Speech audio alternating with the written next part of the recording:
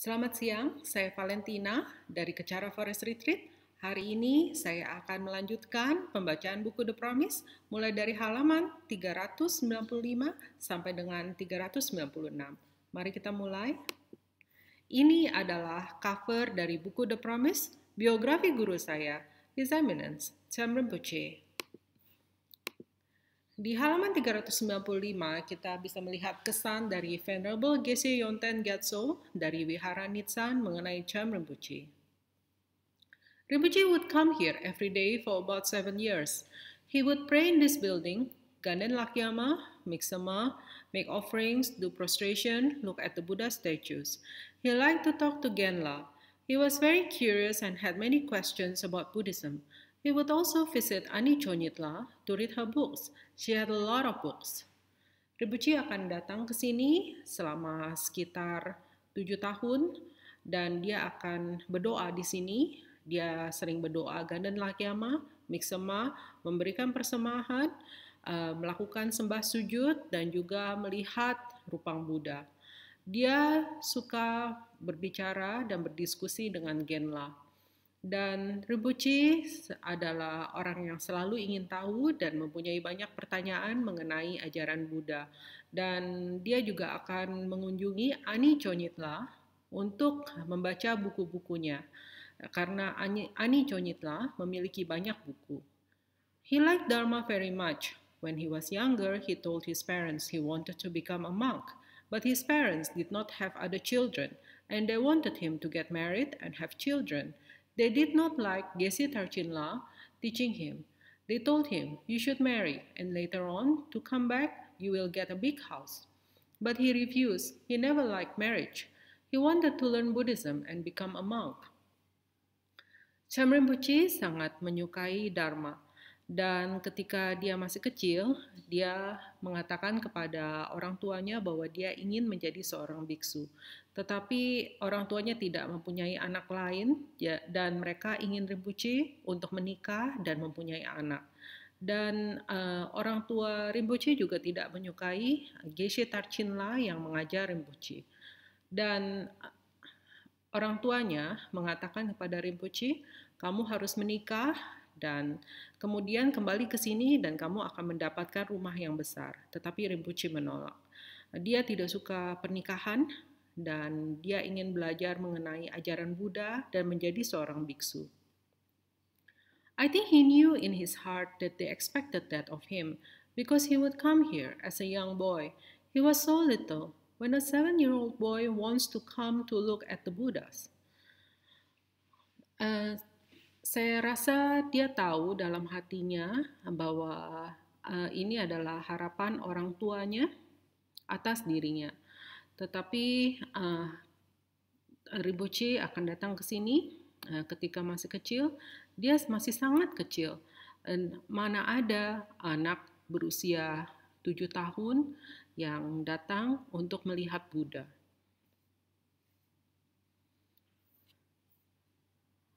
Di halaman 396, di sini ada kesan dari Venerable Geshe Namgyal Wangchen dari biara Drepung Loseling di India.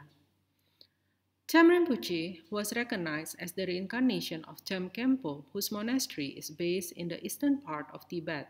He had already studied Buddhist philosophy with other gurus like Dzong Rinpoche and Kensur Jampa Yeshe, and he studied Pramanavartika, logic, with me every day. He was extremely sharp and he studied very well. My first impression of him is that he was a very intelligent and kind person. He had a very kind heart and always wanted to help poor people, very compassionate.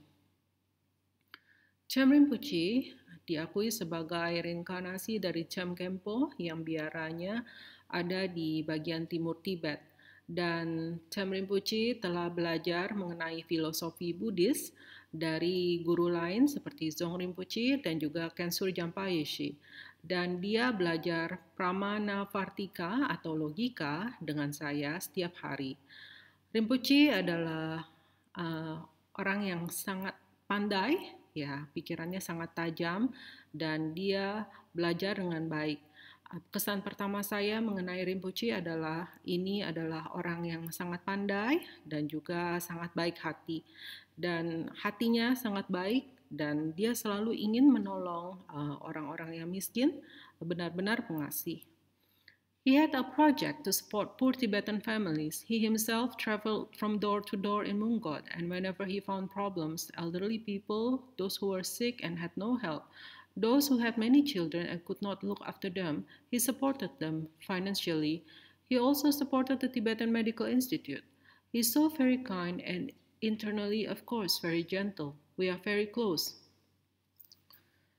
Rinpoche menjalankan sebuah proyek untuk membantu kaum miskin yang berasal dari Tibet, ya, keluarga Tibet.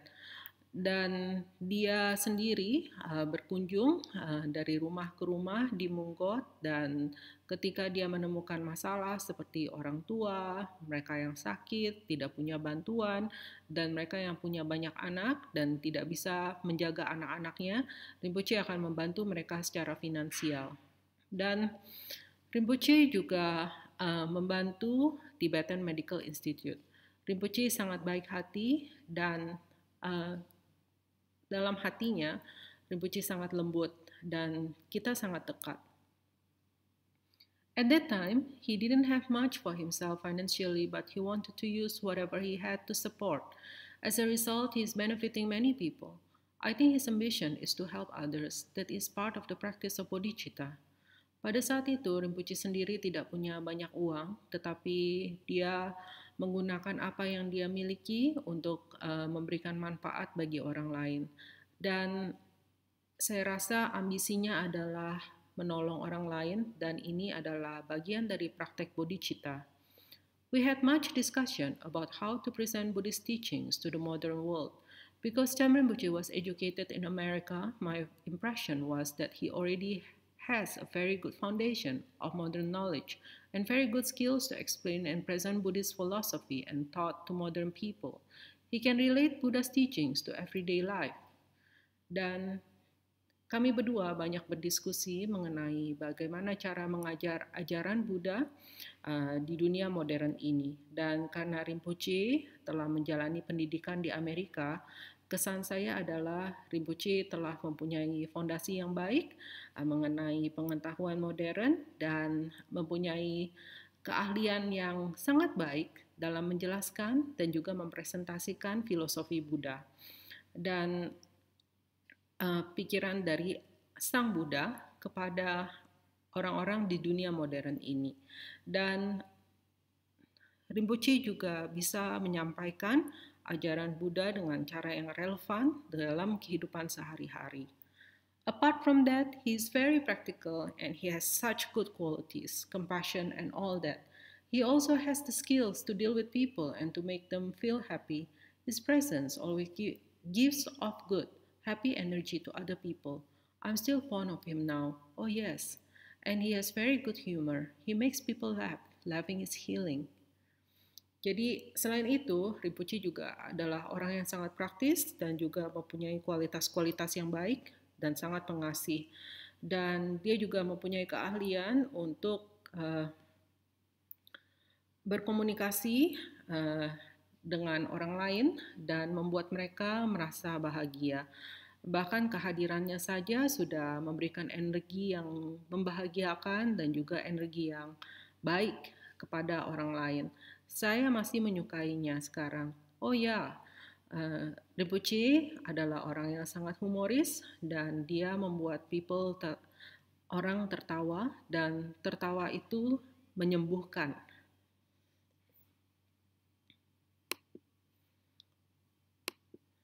Jadi dengan sampainya kita pada halaman 396 ini, saya akhiri recording hari ini dan sampai jumpa pada kesempatan berikutnya. Terima kasih.